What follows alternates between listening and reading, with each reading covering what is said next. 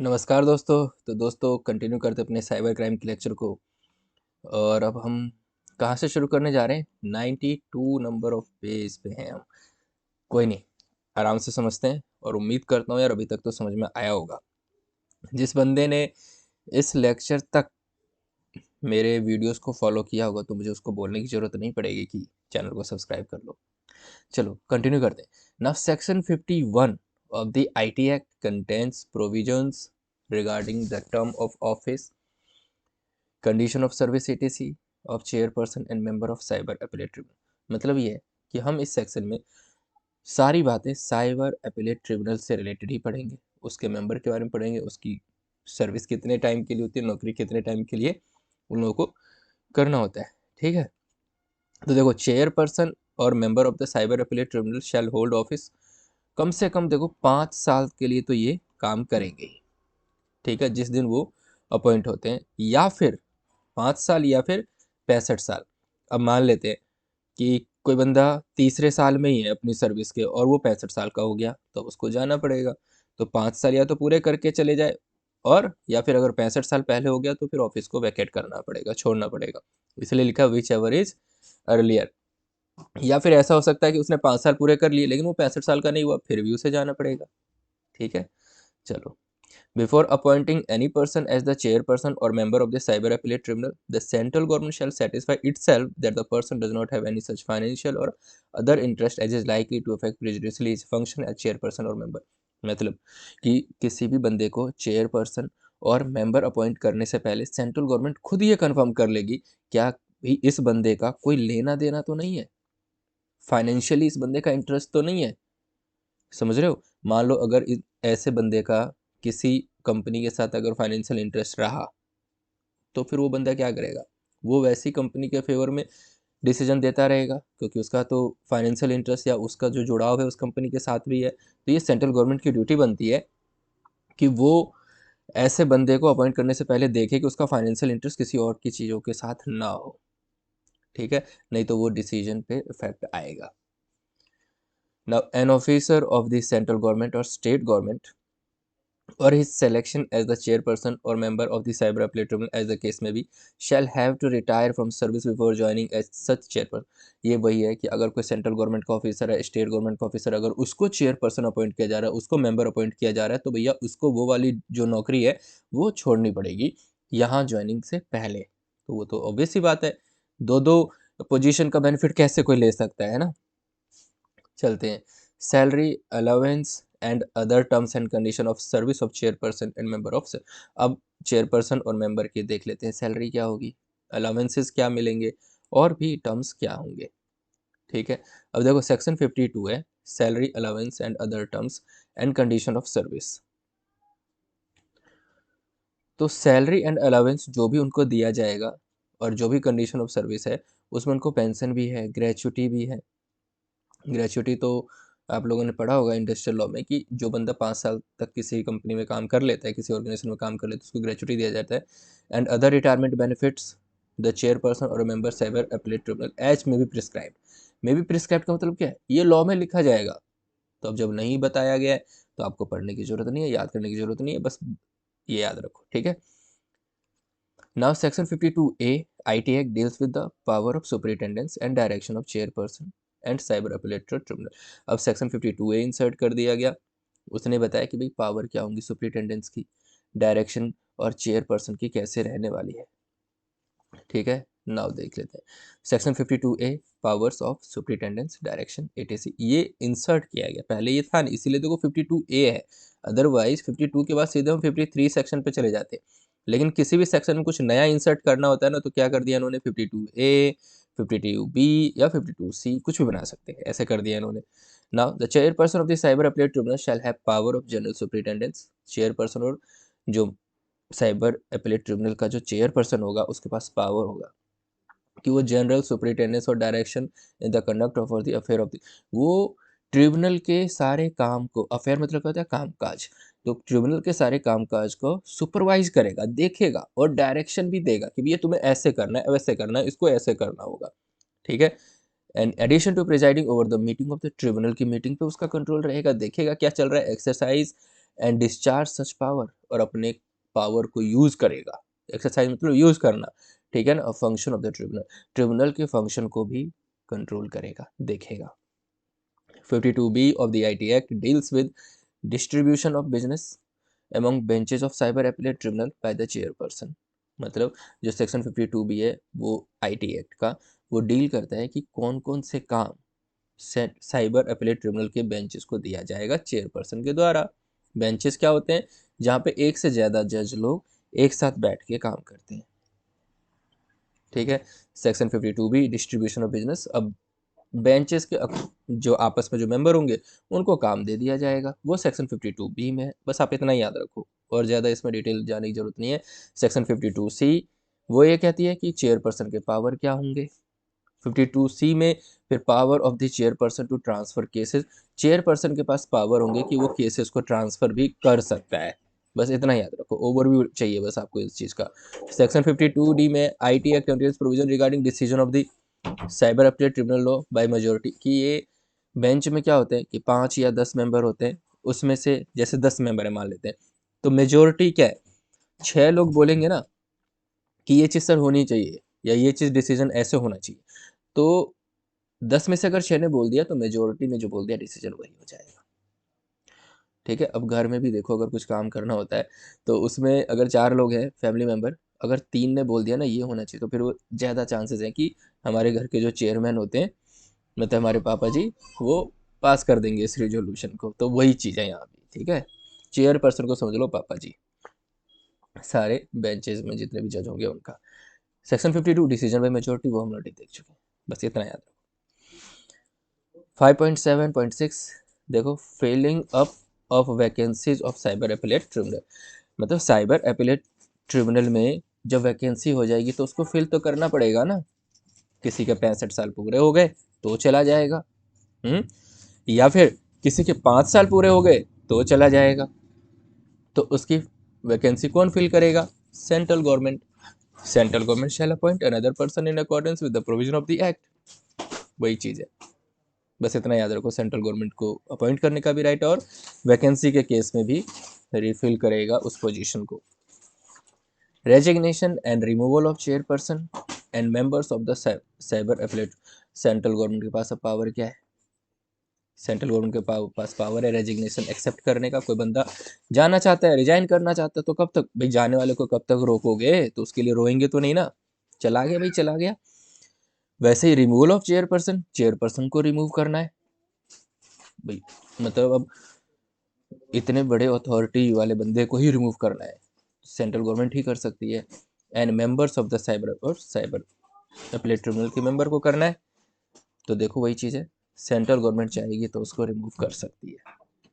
लेकिन वो बंदा ना तब तक नहीं ऑफिस छोड़ के जाएगा जब तक कोई नया बंदा अपॉइंट नहीं आ जाता, मतलब उसका सक्सेसर नहीं आ जाता है। सक्सेसर क्या होता है? उसके जगह कोई नया बंदा कामकाज ना देख ले। ये नहीं कि भाई आज तुझे रिजाइन कर दिया, आज तूने रिजाइन कर दिया तो कल से भाग जाएगा, ऐसा नहीं। वेट कर लो, आने दो, किसी को अपॉइंट कर लेने दो, और उसके बाद उसको बता देना, ठीक है।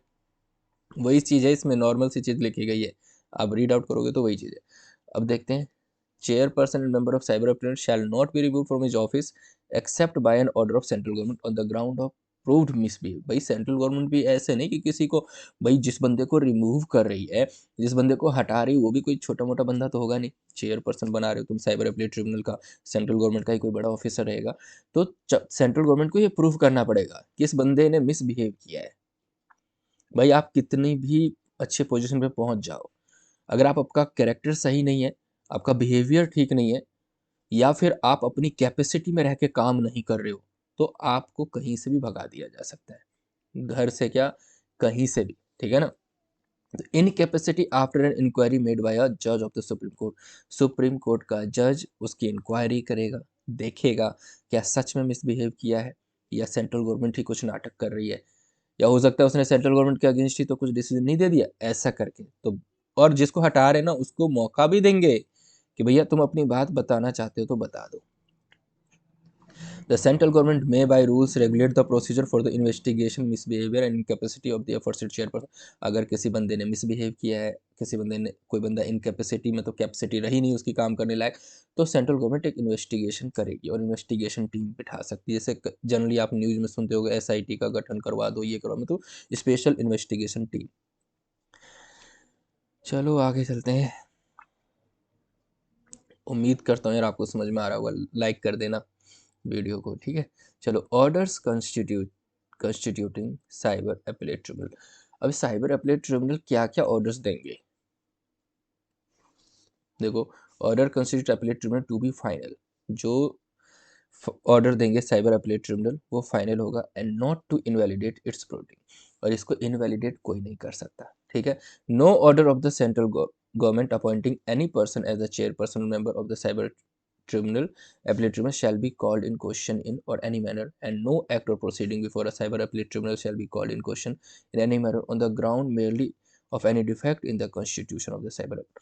मतलब कोई भी ऑर्डर सेंट्रल गवर्नमेंट का यहाँ नहीं चलेगा इस ग्राउंड पे कि जो साइबर अपीलेट ट्रिब्यूनल है उसका कॉन्स्टिट्यूशन ही गलत है, मतलब उसमें मेंबर ही गलत अपॉइंट हो गए, मेंबर ही कुछ गलत कर गए, ये उनका इंटरनल मैटर है।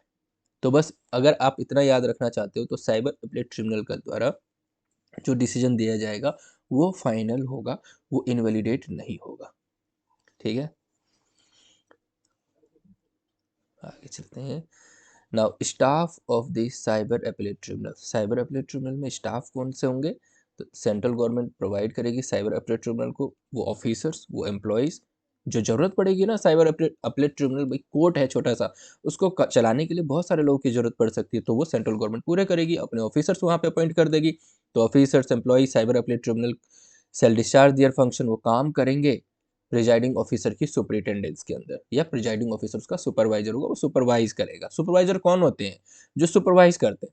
हमारे घर में हमारा बड़ा भाई सुपरवाइजर हो सकता है, जो हमें सुपरवाइज करता है, हमें गाइड करता है। और चलो आगे चलते हैं। The salaries and allowances and other condition of the service of the officer and employ of the cyber appellate tribunal shall be such as may, वही है। अब देखो सैलरी की बात आती है ना, तो इन्होंने नहीं बताया कि किसको कितनी सैलरी दे रहे, तो बस आप इतना याद रखो, सैलरी अलाउंसेज जो भी दिया जाएगा वो सेंट्रल गवर्नमेंट फिक्स कर देगी, खत्म। इससे ज़्यादा और याद करने की जरूरत नहीं हो रहा, अच्छा भी है। हम क्यों याद करें दूसरे की सैलरी, हमें थोड़ी ना मिल रही है। जब हम भी कुछ पढ़ लिख लेंगे तो हमें भी मिलेगी सैलरी, ठीक है। Appeal to cyber appellate tribunal. अब साइबर अपीलेट ट्रिब्यूनल में अपील कैसे करेंगे, कौन करेगा यार अपील, कोई भी केस क्यों फाइल करता है और कौन करता है फाइल। एक बात बताओ, आपने किसी को डरा धमका दिया तो आप थोड़ी ना केस फाइल करोगे, फाइल तो वही करेगा जो बेचारा दुखी है, एग्रीव्ड पर्सन बोलते हैं उसे, जिसको आपने डरा दिया, वो बंदा जाएगा। अब साइबर अपीलेट ट्रिब्यूनल में सारे फ्रॉड तो ऑनलाइन होते हैं, आपने व्हाट्सएप पे किसी को गाली दे दी, गलत चीज़ें भेज दी, तो आपके खिलाफ केस कर सकते हैं वो। तो आपने भेजा तो आपको क्यों दुख होगा, दुख तो उसे होगा जो बंदा पढ़ रहा है या जिस बंदे को आपने भेज दिया, है ना। तो वो जो एग्रीव्ड पर्सन है, वो एग्रीव्ड पर्सन इस केसेस में, लेकिन मान लो कि अगर वो बंदा कहीं जाता है, अपने ऑफिसर से बात करता है और ऑफिसर ने ऑर्डर भी ना उसी के फेवर में दे दिया, आप तगड़े अट्टे कट्टे, मतलब आपका लिंक रहा सारा, तो आपके खिलाफ कुछ नहीं हुआ, आप बोलोगे हम तो जो भी है पावरफुल पर्सन है, तो हम तो ये सब करेंगे। तो जो एग्रीव पर्सन है वो ऑफिसर के पास है, ऑफिसर ने भी उसी के फेवर में ऑर्डर दे दिया, तो अब वो दुखी व्यक्ति क्या करेगा, उस ऑर्डर के खिलाफ अपील करेगा, उस ऑर्डर के खिलाफ अपील करेगा। अपील हमेशा ऑर्डर के खिलाफ होता है, प्रोसीडिंग के खिलाफ नहीं, कि क्या कैसे जांच हो रही वो सब नहीं। ऑर्डर दे दिया, तुम ऑर्डर से सहमत नहीं हो, चलो अब चलते हैं कोर्ट, कोर्ट बनाई इसीलिए, नहीं तो ऐसे तो कोई भी जो पावरफुल पर्सन होंगे उनके खिलाफ कोई ऑर्डर क्यों देगा, ठीक है। तो जो भी एग्रीव पर्सन है उसके खिलाफ जो ऑर्डर दिया गया है, और कौन देगा यहाँ पे ऑर्डर, कंट्रोलर या फिर एडजुडिकेटिंग ऑफिसर, तो वो बंदा अपील का रास्ता चुन लेगा और वो चला जाएगा साइबर अपीलेट ट्रिब्यूनल में, ठीक है। No appeal shall lie to the cyber appellate tribunal from an order made by an adjudicate with the consent of the parties. मतलब पार्टीज के कंसेंट से कोई अपील नहीं जाती है। जो कंसेंट क्या होता है, सहमति। अब दोनों पार्टी सहमति हो रही है, तो फिर क्यों अपील होगी भाई। अपील तो तभी होती है ना किसी ऑर्डर पे, जब कोई पार्टी सहमत ना हो। तो बहुत बेसिक सी चीज़। Now every appeal under section 1 shall be filed within a period of 4, हाँ ये थोड़ा सा याद करना कि भाई सारी अपील जो है वो 45 दिन, जिस दिन ऑर्डर दिया ना कंट्रोलर ने और एडजुडिकेटिंग ऑफिसर ने, और उस बंदे को ऑर्डर भी मिल गया, एग्री एग्री मतलब दुखी पर्सन, ठीक है ना, and it shall be in such form and accompanied by such fee, और फी भी देना पड़ेगा। देखो अपीलेट ट्रिब्यूनल में अगर आप केस लेके जाना चाहते हो तो 45 दिन के अंदर अंदर, जिस दिन वो आपको ऑर्डर मिल गया है और कुछ फीस के साथ आप चले जाओ, तो केस आपका वहाँ पे रजिस्टर हो जाएगा। साइबर अपीलेट ट्रिब्यूनल में entertain an appeal after the expiry of, लेकिन देखो अगर 45 डेज बीत गए और फिर भी कुछ ऐसा है तो साइबर अपीलेट ट्रिब्यूनल देखेगा यार, अरे यार इस बंदे की तो कोविड हो गया था, 45 दिन हो गए थे, 50वें दिन आया है, तो वो सफिशिएंट कॉज देखेगा और आपको परमिट कर देगा। ठीक है यार चलो तुम्हें अब हम अलाउ कर देते हैं, कर दो, अभी भी तुम कर सकते हो, ठीक है। अपील जब उनको मिल जाएगी तो साइबर अपीलेट ट्रिब्यूनल जो है giving the party to the appeal, party जो भी अपील के दो ही पार्टी होंगे, एक दुखी व्यक्ति और एक खुश वाला व्यक्ति, दोनों को बोलेंगे, दोनों को अपॉर्चुनिटी देंगे, भैया आ जाओ, मैं अपना ऑर्डर दूंगा, इससे पहले तुम मुझे बता दो क्या कुछ चेंजेस है, क्या तुम्हारे पॉइंट्स ऑफ व्यू है, ठीक है। केस तो तभी बात बनेगी ना। The cyber appellate tribunal shall send a copy of every order made by it to the parties of to the appeal and to the concerned controller or adjudicator। अब cyber appellate tribunal जो भी order देगी वो controller officer को भी चला जाएगा और एग्री पर्सन को भी चला जाएगा जो दुखी व्यक्ति है, ठीक है। The appeal filed before cyber appellate tribunal and subsection shall be deal with by it expeditiously as possible and underwear shall be made by to dispose of the appeal finally within 6 months। मतलब ये कि भैया जिस दिन appeal आ गई ना, 6 महीने के अंदर अंदर इनको कोशिश करनी है कि यार ऑर्डर दे दो। केसेस तो यहाँ पे लंबे लंबे सालों के लिए पेंडिंग हो जाते हैं, लोग मर जाते हैं फिर भी उसका केस रिजॉल्व नहीं होता है, तो कोशिश तो करते हैं कि भाई जल्दी जल्दी केस का निपटारा हो जाए। तो ट्रिब्यूनल एक अपने आप में स्पेशल कोर्ट है, किसी भी एक्ट में जो कोर्ट बनता है वो ट्रिब्यूनल बनता है, वो ट्रिब्यूनल स्पेशल कोर्ट है। वहाँ कोशिश तो करो यार 6 महीने तक, 6 महीने के अंदर अंदर डिसीजन दे दो, फिर आगे हाई कोर्ट सुप्रीम कोर्ट में तो बात ही अलग है, वहाँ तो जिंदगी खत्म हो जाती है। चलते हैं procedure and powers of the cyber appellate tribunal. Cyber appellate tribunal के पावर्स देख लेते हैं, क्या प्रोसीजर है वो भी देख लेते हैं। Section 58 procedure and power of the cyber appellate tribunal. देखो the cyber appellate tribunal shall not be bound by the procedure laid down by the code of civil procedure. ये जो कोड ऑफ सिविल प्रोसीजर है, मतलब जिसपे ये सारे high court supreme court में जो केसेस जो रिजॉल्व किए जाते हैं या उसमें सजा लिखी गई है, उसको बाउंड नहीं है, मतलब वो उसको फॉलो नहीं करेगी cyber appellate tribunal, but shall be guided by the principles of natural justice. But जो नेचुरल जस्टिस है उनको जरूर फॉलो कर, मतलब इनको सिविल जो कोड ऑफ सिविल प्रोसीजर है उसको देखने की जरूरत नहीं है, वो सब क्रिमिनल वाले देखते हैं, क्रिमिनल लॉयर या फिर हाई कोर्ट सुप्रीम कोर्ट इस सब में। यहाँ इनको बस ये देखना है कि नेचुरल जस्टिस का जो, देखो लॉ बनाने का ऑब्जेक्टिव क्या है, नेचुरल जस्टिस की न्याय मिले लोगों को। तो अब आपको पता है यार सामने वाले ने गलत काम किया है, तो कुछ तो अपना नेचुरल जस्टिस दोगे। तो नेचुरल जस्टिस, किसी भी एक्ट को बनाने का, किसी भी कोर्ट को बनाने का मोटिव बस नेचुरल जस्टिस है, न्याय के लिए लोग वहां जाते हैं। तो आप उस न्याय के जो फंडामेंटल्स है ना उसको नहीं भुला सकते, and subject to other provision of this act. और इस एक्ट के जितने भी रूल्स है, इस कानून में जितनी बातें लिखी गई हैं, आपको वो फॉलो करना होगा ऑर्डर देने से पहले, वही सारी चीजें। The Cyber Appellate Tribunal shall have for the purposes of discharging their functions under the Act the same power are vested in a civil court under the code of civil. देखो code of civil procedure में civil courts को power दी गई है, district courts, high court, supreme court को power दी गई कि आप ऐसे किसी को डील करो। तो यहाँ पे क्या इनको फॉलो तो नहीं करना है, लेकिन इनके पास भी वही पावर है जो अदर कोर्ट के जज के पास है। वो बातचीत, ये क्या क्या पावर है, क्या क्या कर सकते हैं यहाँ के जो जज होंगे साइबर अपीलेट ट्रिब्यूनल वाले। समन, समन मतलब क्या, उसको बुलाएंगे, नोटिस भेज देंगे, someone and enforcing the attendance, मतलब उसको बुला रहे हैं, इन्फोर्स कर रहे हैं, अटेंडेंस दो भैया, तुम्हें आना है यहाँ पे, हाजिरी लगाओ of any person examining him on oath. और उस बंदे को बोलेंगे शपथ लो, गीता भगवत गीता पे हाथ रख के, मतलब ओथ लेना, शपथ लेना, कसम खाओ, ठीक है। Requiring the discovery and production of document, उसको बोलेंगे कि चल भाई तेरे डॉक्यूमेंट्स ला के दे, नहीं तो हम खोजेंगे तेरे पास सारे इलेक्ट्रॉनिक रिकॉर्ड निकालेंगे तेरे। Receiving evidence on affidavit, affidavit लेंगे कि तू जो जानकारी दे रहा है, जो एविडेंस दे रहा है वो तेरे हिसाब से ठीक है। Issuing commissions for the examination of witness और डॉक्यूमेंट्स, कुछ विटनेसेस को बुलाएंगे, हाँ भाई तुमने देखो तुम्हारा कोई है, तुम क्या इसको प्रूफ कर सकते हो। विटनेस होते हैं ना कि विटनेस क्या होते हैं, जो चश्मदीद गवाह बोलते हैं उसको कहते हैं। मूवी में देखता हूँ मैं ये सब ना, तो याद रह जाते हैं मुझे। चलो, dismissing an application for default और डिसाइडिंग इट्स एक्स पार्टी। ये देखो एक्स पार्टी क्या है ना, एक्स पार्टी में मतलब ये होता है कि अगर सामने वाले ने कोई पेपर नहीं दिया, कोई डॉक्यूमेंट दिया, सपोर्ट ही नहीं कर रहा, तो बेस्ट जजमेंट ऑर्डर दे देता है। एक्स पार्टी में होता है बेस्ट जजमेंट, और बेस्ट जजमेंट जब भी कोई कोर्ट देती है ना, या फिर हाई मतलब ये जो जज देते हैं, वो हमेशा बहुत ही खतरनाक होता है। तुम्हें अगर 2 साल की सजा होने वाली होगी ना, ये चाहेंगे 5 साल की हो जाए। पेनल्टी 5 लाख की होने वाली हो तो वो चाहेंगे 10 लाख हो जाए। तो एक्स पार्टी कोई नहीं चाहता, बेस्ट जजमेंट कभी नहीं चाहता। तो वही चीज़ है। एनी अदर मैटर विच में भी, और कोई भी मैटर हो जो प्रिस्क्राइब मतलब बताया जाएगा। और क्या करें, right to legal representation before. भाई साइबर अपीलेट ट्रिब्यूनल में मैं नहीं जा सकता, आप नहीं जा सकते। मान लेते कि आपको नहीं पता, तो आप अपने लॉयर को हायर करोगे, और उस हायर को आप मतलब अपने अथॉरिटी दे दोगे, राइट दे दोगे।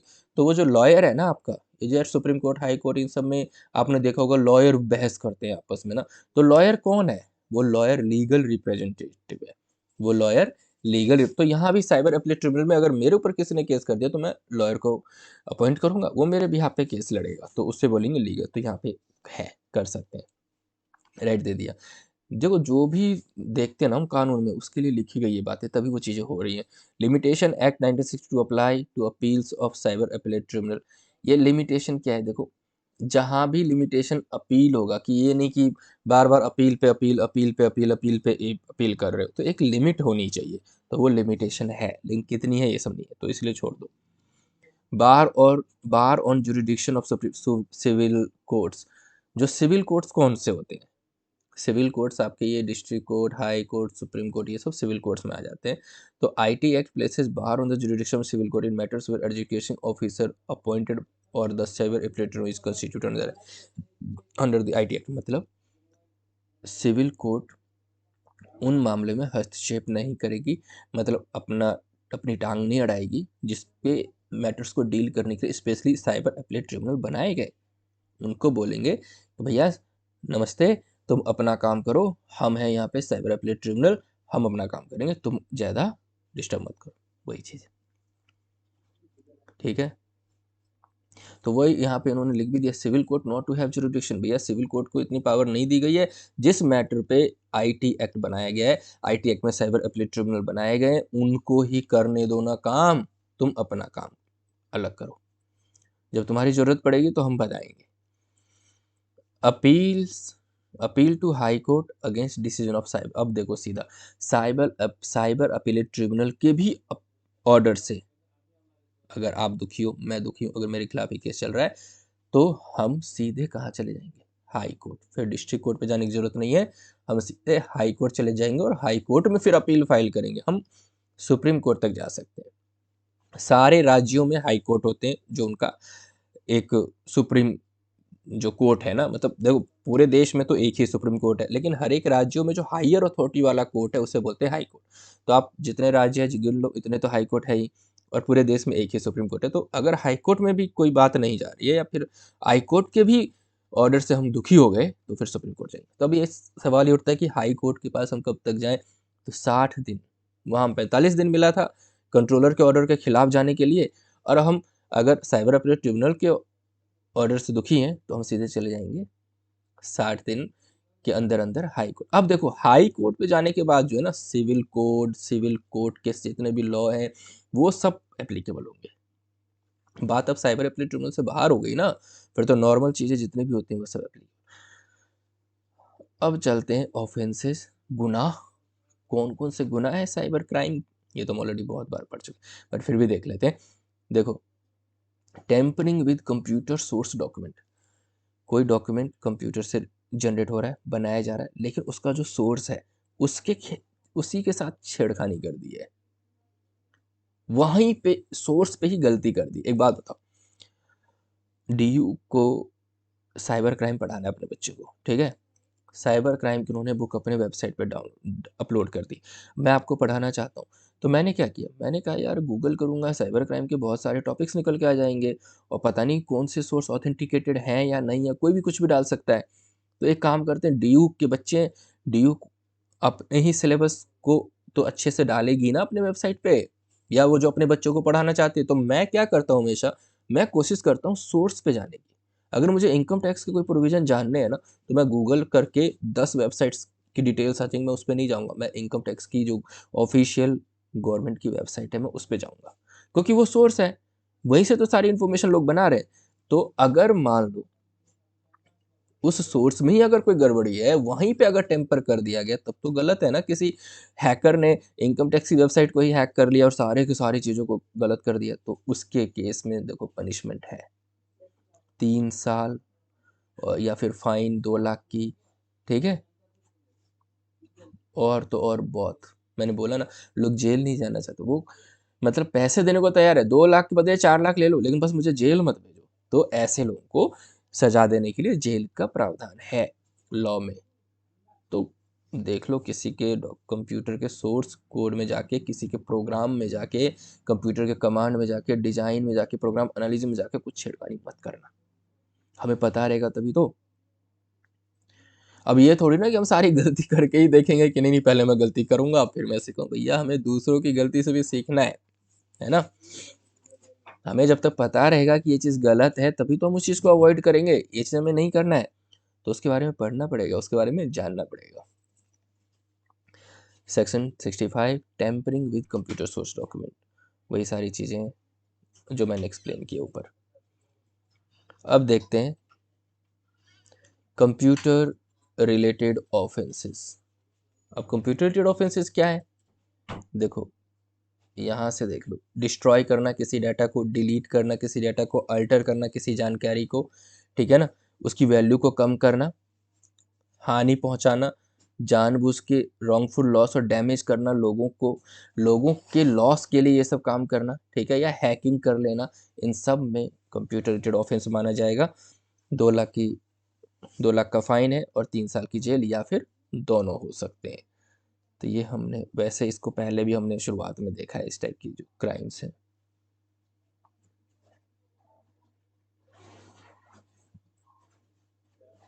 देखते हैं कॉमन टॉपिक है क्या ये सब।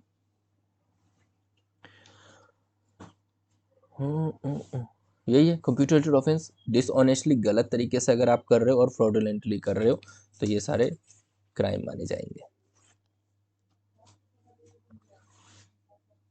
अब ये section 43 penalty for damage to computer और कंप्यूटर सिस्टम, मतलब कंप्यूटर को डैमेज करने पे या कंप्यूटर सिस्टम को डैमेज करने पे क्या पेनल्टी है। अब ये कंप्यूटर को डैमेज कैसे बोलेंगे, है ना। तो ये देखो, कोई भी बंदा बिना परमिशन के, मेरा कंप्यूटर, मेरा लैपटॉप, मेरा मोबाइल है, आप बिना परमिशन के चला रहे हो, who is in charge of computer, जो इस कंप्यूटर का इंचार्ज है मैं हूँ, अपने लैपटॉप का इंचार्ज मैं हूँ, मेरे कंप्यूटर सिस्टम, मेरे कंप्यूटर नेटवर्क का इंचार्ज मैं हूँ। अगर कोई बिना परमिशन के यूज़ करता है, तभी तो उसे बोलेंगे damage to computer, computer system. वो क्या कर लेगा, भैया मेरे नेटवर्क को एक्सेस कर लेगा, मेरे कंप्यूटर को एक्सेस कर लेगा, डाउनलोड कर लेगा मेरे कंप्यूटर से फाइल, है ना, कंप्यूटर के जितने भी वायरस हैं वो उसमें डालने की कोशिश करेगा, डैमेज करेगा मेरे कंप्यूटर को, प्रोग्राम को ख़राब करने की कोशिश करेगा, डिस्टर्ब करेगा, डिस्टर्ब कर देगा मेरे एक्टिविटी को जो मैं कंप्यूटर पे करना चाहता हूँ। डिनाइल ऑफ एक्सेस, मतलब मैं अपने ही फाइल को एक्सेस नहीं कर पाऊँगा अगर उसने मेरे पासवर्ड्स को क्लोज कर दिया, मतलब चेंज कर दिया, या फिर किसी और को एक्सेस दे रहा है या असिस्टेंट्स दे रहा है, फैसिलिटेट कर रहा है, लो भैया इसके साथ तुम धोखा कर दो।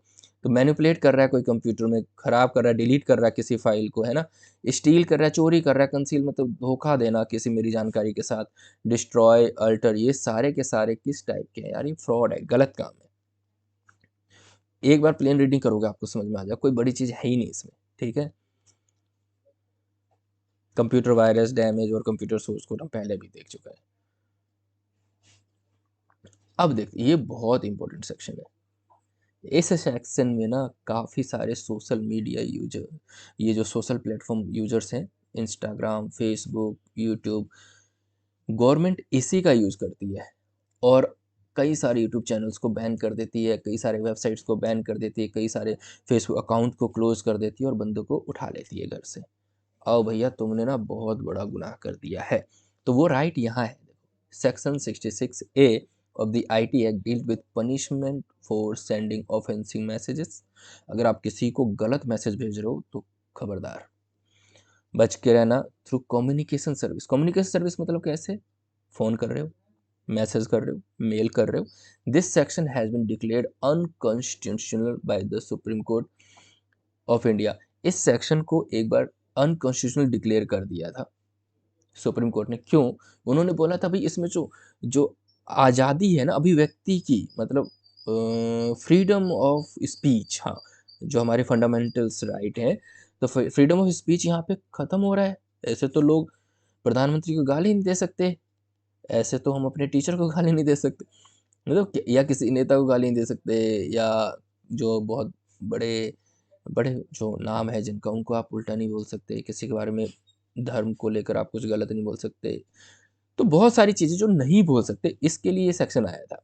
इसको सुप्रीम कोर्ट ने बोला यार ये राइट टू स्पीच के अगेंस्ट है। This section had been widely misused by police.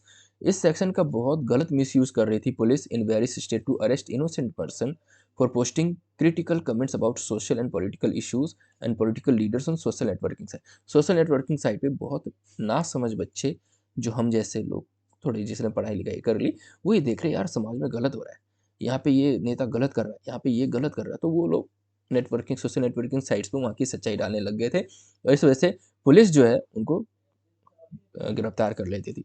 The court said that this section hit at the root of liberty and freedom of expression. देखो मैंने बताया था ना, कोर्ट ने क्या कहा कि भैया हम लोकतंत्र में आज़ादी, मतलब बोलने की आज़ादी है, ऐसे तो इस सेक्शन से कोई बंदा कुछ बोल ही ना पाए। The supreme court said section 66A was regularly worded and allowed its misuse by police। भैया ये गलत वर्ड लिखा गया तुमने इस सेक्शन में, और पुलिस जो है इसका मिसयूज कर रहे हैं, ठीक है। तो as per this direction of the court section 66 had to be erased from the law books as it has gone much beyond the reasonable restrictions put by the constitution of freedom. भैया कोई भी act आप बनाओगे ना, भारत की संविधान, मतलब संविधान से बढ़कर कुछ है ही नहीं, संविधान के अकॉर्डिंग ही रह के आप कोई एक्ट बना सकते हो। कोई भी कानून अगर बना दिया जो संविधान के खिलाफ है, संविधान के अगेंस्ट है, तो वो तो फिर एक्ट ही बेकार है, वो एक्ट वॉइड बन जाएगा, डिक्लेयर हो जाएगा बेकार। Now section 66B of the act deals with the punishment for dishonestly for receiving stolen computer resource और कम्युनिकेशन। तो इसमें क्या है, अब गिरफ्तारी नहीं होती, लेकिन अभी भी सेंट्रल गवर्नमेंट के पास राइट है फेसबुक अकाउंट को ब्लॉक करने का, यूट्यूब अकाउंट को ब्लॉक करने का, ठीक है।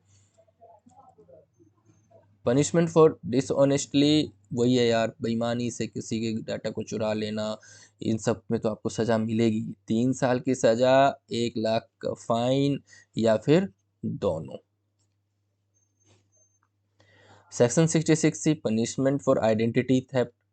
मेरी आइडेंटिटी आपने ले ली, मतलब मुझे रिप्रेजेंट कर रहे हो आप बन के, मतलब आप मेरी आइडेंटिटी ले रहे हो, मेरे ही डॉक्यूमेंट्स फ्रॉडली तरीके से ले लिए और मेरे सिग्नेचर्स हो रहे हैं मेरे, और मुझे पता ही नहीं, तो ऐसे केस में 3 साल की जेल है, और 1 लाख का fine.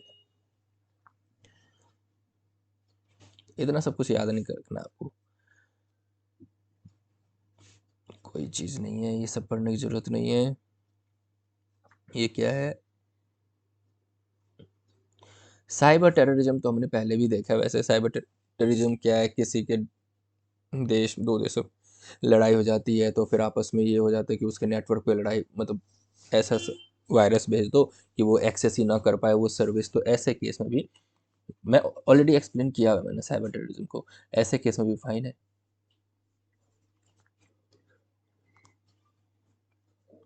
Publishing of obscene information in electronic form, मतलब कि कोई ऐसा गलत इंफॉर्मेशन या गलत मटेरियल दे दिया, गलत डॉक्यूमेंट आपने पब्लिश कर दिया जिसकी वजह से लोगों को नुकसान हो सकता है, तो उसके लिए भी फाइन है, 1 लाख और 2 लाख। तो आप इतना याद भी नहीं रख सकते, बस आप याद रखो कि हाँ इनके लिए फाइन है। इतना सब कुछ याद रखने की जरूरत नहीं है आपको, बस एक बेसिक अंडरस्टैंडिंग होनी चाहिए यार ऐसा कुछ है। देखो यहाँ भी पनिशमेंट फॉर पब्लिशिंग और transmitting of material depicting children in sexually explicit, children की गलत वीडियोस, गलत इमेज कलेक्ट करना, है ना। तो ये सब गलत काम है। आप एक प्लेन रीडिंग देना, इसमें कोई कॉन्सेप्ट नहीं है समझाने के लिए ना, इसलिए मैं एक्सप्लेन नहीं कर रहा ज़्यादा। अब ये तो पता ही है ना भाई, अगर आप किसी की गलत वीडियो या गलत फ़ोटो ले लोगे तो आपको पता नहीं है गलत काम है। तो वो एक सिंपल सी चीज़ें लिखी गई, बस एक बार पढ़ लेना।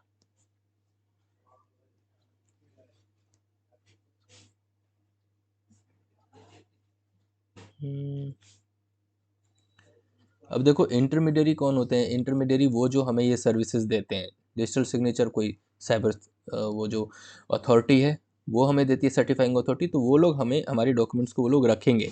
कितने टाइम के लिए रखेंगे ये सेंट्रल गवर्नमेंट बताएगी। प्रिजर्व करना डॉक्यूमेंट्स, और ये इंटरमीडियरी मतलब एजेंट है। मैं यूजर हूँ और मैं इनकम टैक्स को रिटर्न फाइल करना चाहता हूँ, तो बीच में जो रजिस्टर सिग्नेचर वाला बंदा आ गया ना, सर्टिफाइंग अथॉरिटी, वो एजेंट हो गया। तो उसकी ड्यूटी बनती है कि भाई हमारे डॉक्यूमेंट को रख संभाल के, वो सेंट्रल गवर्नमेंट ने उसको बोला है। Power of controller to give direction, direction देने का पावर है कंट्रोलर के पास। क्या हम इस वीडियो में ही फिनिश करें इस चैप्टर को, या फिर नेक्स्ट वीडियो तक जाएं? भाई 35 मिनट का हो चुका है वीडियो, करते हैं यार नेक्स्ट वीडियो में करते हैं, ठीक है, खत्म कर देंगे। ये तो नेक्स्ट वीडियो आपका लास्ट वीडियो रहने वाला है। तो उम्मीद करता हूँ यार समझ में आया होगा। कमेंट कर देना, बता देना कि समझ में आया है नहीं आया। तो मिलते हैं नेक्स्ट वीडियो में, तब तक के लिए बाय बाय, टेक केयर।